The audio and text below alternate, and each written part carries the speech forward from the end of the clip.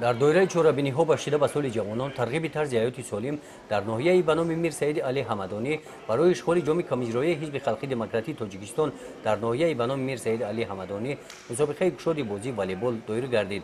این مسابقه با اشتراک جماعت‌های دهات در دو دوره گذرانده شده. در دور نهایی آن 9 دسته پسران و 8 دسته دخترانه اشتراک نمودند. بازی‌های دور نهایی این مسابقه در تالار ورزشی مؤسسه تسهیلات میانه عمومی رقم 2 دایر گردید. در جنبش والیبال بازان مؤسسه تسهیلات میانه عمومی رقم 7 صاحب جام مسابقه گردیدند. جای دوم نصیب مؤسسه تسهیلات میانه عمومی رقم 38 و جای سوم نصیب مؤسسه تعلیمی رقم 23 گردید. بین دسته‌های دخترانه باشد جای اول را دختران مؤسسه تعلیمی رقم 38، جای دوم مؤسسه تعلیمی رقم 34 و جای سوم نصیب دختران مؤسسه تعلیمی رقم 47 گردیدند. غالبان این مسابقه از جانب سرپرستان با تحفه‌های خاطره قدر کرده شدند.